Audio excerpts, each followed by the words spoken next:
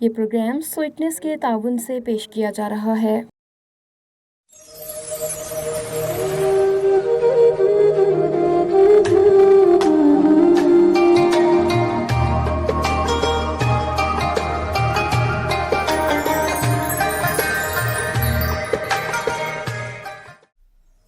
الحمد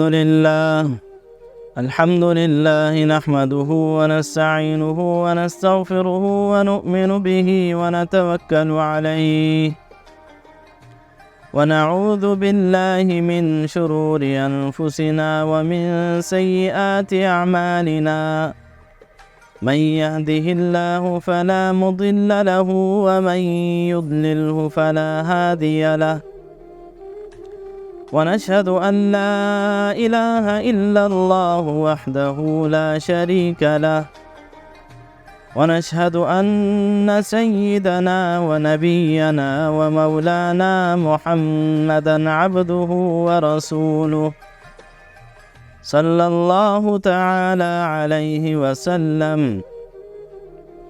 أما بعد فأعوذ بالله من الشيطان الرجيم بسم الله الرحمن الرحيم كنتم خير أمة أخرجت للناس صدق الله مولانا العظيم۔ وائس آف ساؤتھ ایشیا کے اسٹوڈیو سے پروگرام کا آغاز کرتے ہیں۔ میں ہوں آپ کا میزبان مولانا محمد سلطان۔ میرے آج کے بیان کا موضوع ہے امت مسلمہ کی خصوصیت۔ ناظرین محترم، اس امت کو اللہ رب العزت نے حضور علیہ السلام کی برکت سے بڑی خصوصیتوں سے نوازا ہے کہ جس طرح کی پہلی امتیں ہوتی تھیں ان کے توبے کا طریقہ یہ ہوتا تھا کہ ان سے کہا جاتا تھا کہ اپنے آپ کو قتل کرو، پہاڑوں سے اپنے آپ کو گرا دیتے تھے، اپنے آپ کو قتل کرتے تھے، تب جا کے ان کے گناہ معاف ہوتے تھے اور ان کی توبہ قبول ہوتی تھی۔ اور اس کے علاوہ جب ان سے کوئی گناہ سرزد ہوتا تو صبح ان کے دروازے کے چوکٹ پہ لکھا ہوتا تھا کہ آج فلاں شخص نے فلاں گناہ کیا ہے، یا بسا اوقات اس گناہ کی وجہ سے ان کے چہرے مسخ ہو جاتے تھے۔ جب نماز کا وقت ہوتا تھا تو جہاں ان کی عبادت گاہیں تھی ان کے لیے وہاں پہنچنا لازمی ہوتا تھا۔ عبادت گاہ کے علاوہ کہیں ان کی نماز وہ ادا نہیں ہوتی تھی، لیکن اللہ رب العزت نے اپنے پیارے حبیب حضرت محمد صلی اللہ علیہ وسلم کہ امت کو کچھ خصوصیتیں عطا فرمائیں کہ جو پہلی امتوں کو نہیں ملی تھی۔ من جملہ ان میں سے رمضان المبارک ہے کہ ایک بہترین مہینہ اللہ رب العزت نے عطا فرما دیا۔ پہلی امتوں کو بھی روزے کا حکم ہوا کرتا تھا، لیکن اس طرح جس طرح امت مسلمہ کو عطا فرمایا ہے اس طرح نہیں ہوتا تھا۔ ان کا کہیں کسی پہ ایک روزہ ہوتا تھا اور کسی کا ایک دن چھوڑ کے ایک دن روزہ ہوتا تھا، کسی کا تو اس طرح ہوتا تھا کہ ایک افطاری سے دوسری افطاری تک ان کا روزہ ہوتا تھا۔ تو بڑی مشقتیں اور مشکلیں ہوتی تھیں ان کے لیے، لیکن حضور علیہ السلام کی شان، ان کی خصوصیت اور ان کی اہمیت کہ اس کی برکت سے اللہ رب العزت نے ان کی امت پر بڑی آسانی والا معاملہ فرمایا ہے۔ تو فرمایا کہ اس امت کی جو خصوصیت یہ ہے کہ جب اس سے گناہ ہو جائے تو اپنے گناہوں کو جمع کر کے اللہ کے سامنے ایک آنسو گرا دے تو وہ آنسو زمین پہ لگنے سے پہلے اللہ رب العزت اس گناہ گار کے گناہوں کو معاف فرما دیتے ہیں۔ اس کے گناہوں کو اللہ رب العزت نے پوشیدہ رکھا ہے۔ یہ صرف اس بندے اور اللہ کے درمیان راز ہوتا ہے کہ اس بندے کو پتہ ہوتا ہے کہ اس سے وہ گناہ سرزد ہوا ہے، اور اللہ کو معلوم ہوتا ہے کہ اس لیے کہ اللہ رب العزت علیم بذات الصدور ہے۔ اور اس گناہ کی وجہ سے اللہ رب العزت نے جس طرح پہلی امتوں کی شکل و صورت مسخ ہو جاتی تھی، اللہ رب العزت نے اس امت کو اس سے بچائے رکھا ہے۔ جس طرح پہلی امتوں کے لیے نماز کے لیے عبادت گاہ پہنچنا ضروری ہوتا تھا، اس امت کی خصوصیت یہ ہے کہ اللہ رب العزت نے پوری زمین کو اس امت کے لیے جائے نماز بنا دیا۔ جہاں چاہے نماز پڑھنا چاہے پڑھ سکتا ہے، جہاں بھی نماز کا وقت ہو جائے وہیں جہاں نماز بچھا کے نماز پڑھ لے، اس کی نماز ادا ہو جاتی ہے۔ اس کو ضروری نہیں ہے کہ مسجد تک پہنچے۔ یہ اس امت کی خصوصیت ہے، اور یہ حضور علیہ الصلوۃ والسلام کے برکات ہیں۔ تو اس امت کی کئی خصوصیات ہیں۔ حضرت ابو ہریرہ رضی اللہ تعالیٰ عنہ سے روایت ہے کہ وہ فرماتے ہیں کہ نبی کریم صلی اللہ علیہ وسلم نے ارشاد فرمایا کہ میری امت کو رمضان المبارک کے مہینے میں 5 خصوصیتیں عطا فرمائی گئی ہے جو کہ پہلی امتوں میں سے کسی کو نہیں ملی۔ وہ 5 خصوصیتیں کیا ہے؟ فرمایا کہ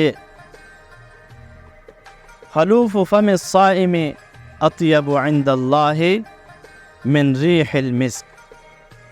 اللہ اکبر! کتنی خوشی کی بات ہے اور کتنی بڑی بات ہے کہ اللہ رب العزت اپنے روزہ دار بندے کے منہ سے جو بدبو اٹھتی ہے کہ انسان کا جب معدہ خالی ہوتا ہے تو اس کے معدے سے ایک بدبو سی اٹھتی ہے جو محسوس ہوتی ہے آس پاس بیٹھنے والوں کو۔ یہ معدے کے خالی ہونے کی وجہ سے ہوتی ہے، لیکن اللہ رب العزت کو اپنے روزہ دار بندے کے منہ کی یہ بدبو، مشک جو انتہائی ایک عظیم خوشبو ہے، جو سب سے اعلیٰ خوشبو ہے، اس خوشبو سے زیادہ اللہ کو یہ روزہ دار کے منہ کی بدبو پسند ہے۔ یہ اس روزے کی وجہ سے کہ مسلمان نے اپنے رب کا حکم بجا لایا، کھانے پینے سے اپنے آپ کو روکا، نفسانی خواہشات سے اپنے آپ کو روکا، اور یہ صرف اور صرف اللہ کی رضا کے لیے روکا۔ تو جب اللہ کی رضا اس میں شامل حال ہے اور اخلاص اس میں شامل حال ہے تو اس کا یہ عمل اللہ رب العزت کو اتنا پسند ہے کہ اس کے منہ کی بدبو بھی اللہ کو مشک سے زیادہ پسندیدہ ہے۔ اب اس میں علماء کے اقوال ہے۔ بعض کہتے ہیں کہ اس سے مراد وہ خوشبو ہے کہ جب قیامت کے دن انسان قبر سے اٹھ کر میدان محشر کی طرف دوڑے گا تو اس وقت اس کے منہ سے یا اس کے جسم سے جو خوشبو نکلے گی وہ اللہ تعالیٰ کو پسند ہے۔ دوسرا قول یہ ہے، یہی دنیا والی جو بدبو ہے جو اس کے معدے سے نکلتی ہے، یہ اللہ کو مشک و عنبر سے زیادہ محبوب ہے، اور یہی راجح قول ہے کہ اس سے مراد یہی ہے۔ تو کتنی بڑی سعادت کی بات ہے کہ اللہ رب العزت کو اپنے بندے کی منہ کی بدبو بھی پسند ہے، اور پھر اللہ رب العزت اپنے بندے سے محبت کرتے ہیں، اور جبریل امین کو بھی اللہ رب العزت پھر ارشاد فرماتے ہیں کہ اے جبریل، میں اپنے فلاں بندے سے محبت کرتا ہوں، لہذا تم بھی محبت کرو۔ تو جبریل علیہ السلام بھی محبت کرنا شروع کر دیتے ہیں۔ پھر اس کو حکم ہوتا ہے کہ سما جتنے آسمان ہیں وہاں اعلان کر دو، وہاں کی مخلوق سے کہہ دو کہ اللہ رب العزت اپنے فلاں بندے سے محبت کرتے ہیں، تم بھی محبت کرو۔ لہٰذا سماوی مخلوق بھی محبت کرنے لگ جاتی ہے۔ اسی طرح پھر یہ حکم زمین پر اترتا ہے، اور اہل زمین والوں کو بھی حکم ہوتا ہے کہ اللہ رب العزت اپنے فلاں بندے سے محبت کرتے ہیں، تم بھی محبت کرو۔ تو اس طرح اللہ رب العزت اس بندے کی محبت ہر دل میں ڈال دیتے ہیں، اور اس کی کئی مثالیں ہیں کہ بسا اوقات کسی بزرگ سے کتنی عقیدت ہوتی ہے اور کتنی محبت سے ہم ان سے ملتے ہیں، یا وہ دنیا سے رخصت ہو جاتا ہے تو پھر اس کو ہم کتنے اچھے الفاظ میں ہم اس کو یاد کرتے ہیں، اور اس کے نام کے ساتھ ہم رحمت اللہ علیہ لگا لیتے ہیں، اور بڑی محبت سے ہم اس کا تذکرہ کرتے ہیں۔ کیا وجہ ہوتی ہے؟ یہی وجہ ہے کہ اللہ رب العزت نے ان سے محبت کی ہوتی ہے، اور ان کی محبت ہر دل میں اللہ تعالیٰ نے ڈالی ہوتی ہے۔ تو آگے فرمایا کہ اس روزہ دار کے لیے تیسری خصوصیت یہ فرمائی کہ وَتَسْتَغْفِرُ لَهُمُ الْحِيطَانُ حَتَّى يُفْطِرُوا، مچھلیاں سمندروں میں اس کے لیے دعائیں مغفرت کرتی رہتی ہے یہاں تک کہ وہ افطار کر لے۔ یہ بھی کتنی بڑی سعادت کی بات ہے کہ چرند پرند یہاں تک کہ سمندر کی مخلوق بھی اس کے لیے دعائیں مغفرت میں لگی رہتی ہے، کہ ایک روزہ دار جو اللہ کی محبت میں اور اللہ کی یاد میں اپنے آپ کو بھوکا پیاسا رکھتا ہے، اور اس کے معدے سے یہ بھوک کی وجہ سے جو ایک اسمیل آتی ہے، تو اللہ کو وہ کتنی پسند ہے۔ پھر اللہ رب العزت اس کو یہ اعزازات عطا فرماتے ہیں کہ ساری مخلوق اس کے لیے دعائیں مغفرت کرتی رہتی ہے۔ آگے فرمایا کہ جنت اس کے لیے روزانہ مزین کر دی جاتی ہے، اس کے لیے روزانہ جنت سجائی جاتی ہے۔ جس طرح کوئی مہمان آنے والا ہو تو اہل خانہ اس مہمان کی آمد سے پہلے کتنی تیاریوں میں لگے ہوتے ہیں، کتنا اس کے لیے تیاریاں کرتے ہیں، گھر کو سجاتے ہیں، اور بہت کچھ اس کے اعزاز و اکرام میں اس کے لیے پیش کرتے ہیں۔ تو اسی طرح جب یہ روزہ دار روزہ رکھتا ہے تو اس کے لیے رمضان المبارک میں جنت کو آراستہ کیا جاتا ہے۔ کتنی بڑی سعادت کی بات ہے۔ اور آگے فرمایا کہ سرکش شیاطین کو مقید کر دیا جاتا ہے۔ جب ان کو قید کر دیا جاتا ہے تو وہ اس کو بہکا نہیں سکتے، اللہ رب العزت ان سے اس کی حفاظت فرماتے ہیں، ان شیاطین کے شر سے اس کو محفوظ فرماتے ہیں۔ اور آگے فرمایا کہ وَتَغْفِرُ لَهُمْ، اس کی مغفرت کر دی جاتی ہے فی آخر لیلہ، آخری رات میں، یعنی رمضان المبارک کی جب آخری رات ہوتی ہے تو اللہ رب العزت کی طرف سے اس کے لیے مغفرت کا اعلان ہوتا ہے۔ تو حضور علیہ السلام سے صحابہ اکرام نے پوچھا کہ یا رسول اللہ، کیا یہ لیلۃ القدر ہے؟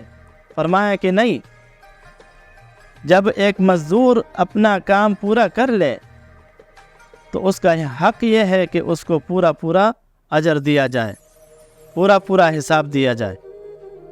تو یہ اس کی سعادت ہے کہ اس نے اپنا کام پورا کر لیا، اور اب اس کے لیے اس کا اجر یہ ہے کہ اللہ رب العزت اس کی مغفرت فرما دے۔